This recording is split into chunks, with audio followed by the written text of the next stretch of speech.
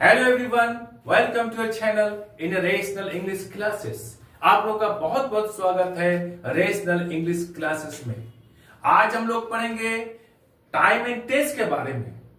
इसके पहले हम लोग टाइम एंड टेंस का पार्ट 1 में पढ़ चुके हैं कि टाइम एंड टेंस किसे कहते हैं, इसका कैसे प्रयोग किया जाता है। टाइम एंड टेंस को पढ़ने के पहले टेंस की जानकारी बहुत जरूरी है। यदि कोई विद्यार्थी या कोई व्यक्ति सही अंग्रेजी सीखना चाहते हैं, बोलना चाहते हैं, लिखना चाहते हैं या किसी भी परीक्षा की तैयारी कर रहे हो तो ये वीडियो उनके लिए बहुत जरूरी है, इसलिए वीडियो को अंत तक देखें। इसके कुछ पॉइंट्स हम लोग पढ़ चुके हैं, आगे की और कुछ हम लोग पॉइंट्स को पढ़ेंगे। चले हम लोग शुरू करते हैं। Time and tense.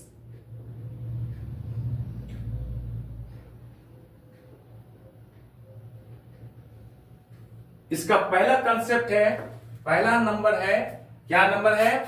यदि अंग्रेजी के दो सेंटेंसेज एक साथ हो तो उनमें से यदि पहला सेंटेंस पास्ट टेंस में हो तो दूसरा भी पास्ट टेंस में होगा।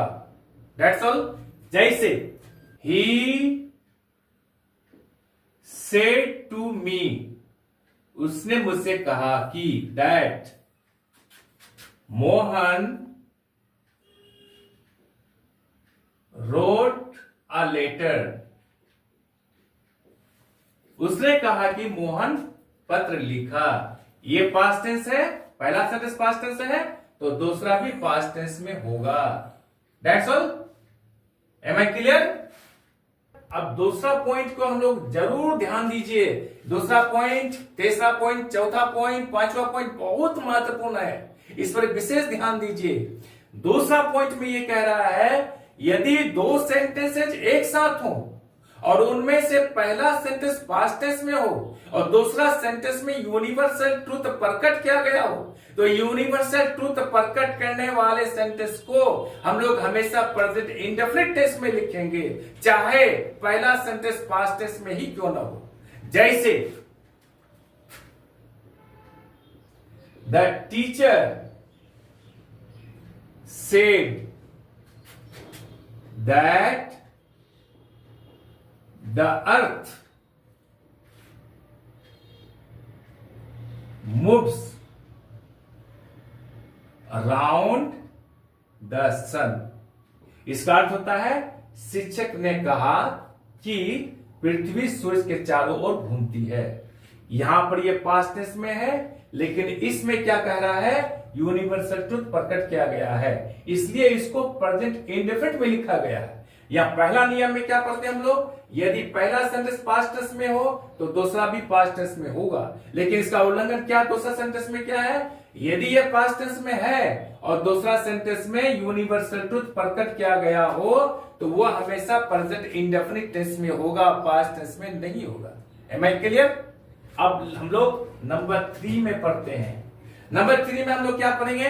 यदि सबऑर्डिनेट क्लॉज देन से शुरू हो और प्रिंसिपल क्लॉज पास्ट टेंस में हो तो सबऑर्डिनेट क्लॉज जो देन से शुरू हुआ है इसको हम लोग किसी भी टेंस में लिख सकते हैं, आवश्यकता अनुसार। जैसा हमको जरूरत पड़ेगा वैसा हम लिख सकते हैं। जैसे ही लाइक्ड यू,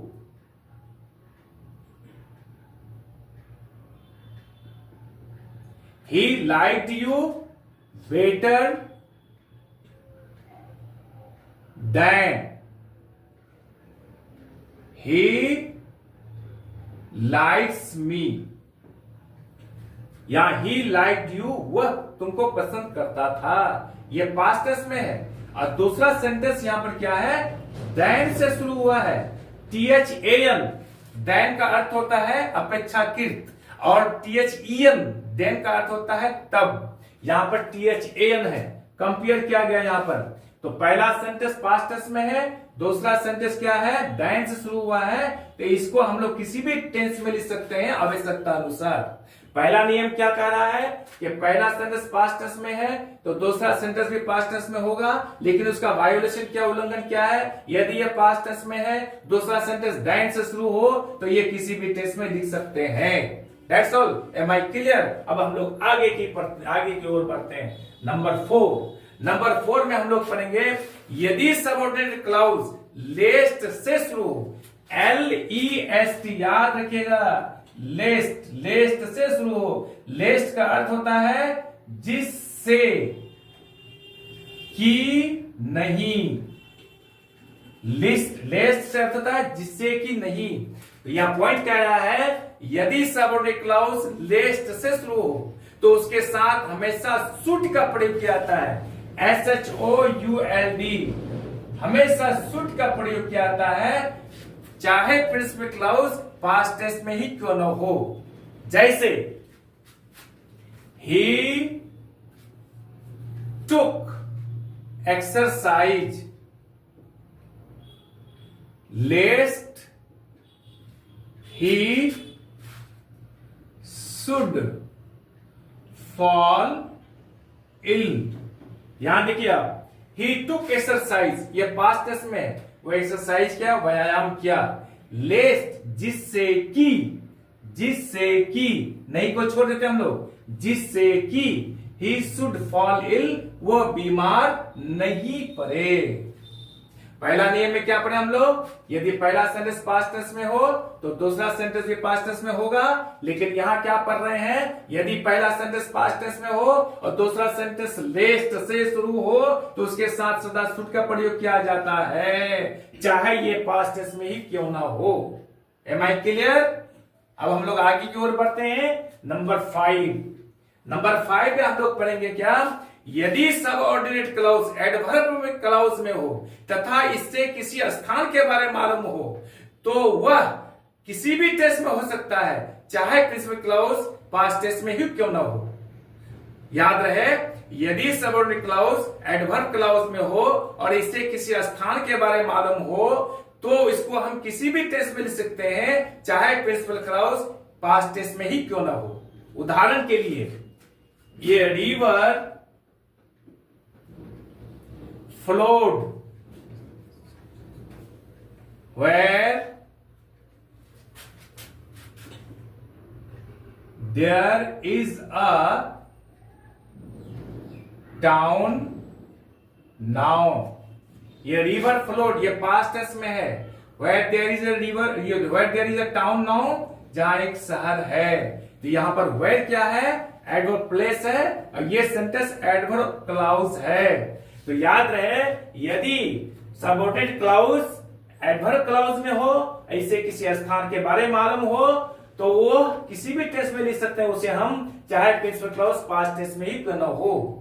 नियम क्या कह रहा है, यदि पहला सेंटेंस पास्ट टेंस में हो तो दूसरा भी पास्ट टेंस में होगा। लेकिन यहां पर उल्लंघन है, क्या उल्लंघन है, यदि प्रिंसिपल क्लाउज पास्ट टेंस में हो और सबऑर्डिनेट क्लाउज एडवर्ब क्लाउज में हो और इसे किसी स्थान के बारे में मालूम हो तो इसको हम किसी भी टेंस में लिख सकते हैं। That's all. Am I clear? अब हम लोग आगे बढ़ते हैं नंबर 6 में। बहुत इंपॉर्टेंट नोट्स है, ये चैप्टर है, ये वीडियो है। क्या कह रहा है, यदि सबऑर्डिनेट क्लाउज एडजेक्टिव क्लाउज में हो तो उसका वर्ब किसी भी टेंस में हो सकता है, चाहे प्रिंसिपल क्लाउज पास्ट टेंस में ही क्यों न हो। यदि सबऑर्डिनेट क्लाउज एडजेक्टिव क्लाउज में हो तो उसका वर्ब को किसी भी टेंस में लिख सकते हैं, चाहे प्रिंसिपल क्लाउज पास्ट टेंस में ही क्यों न हो। जैसे I met a girl who works hard.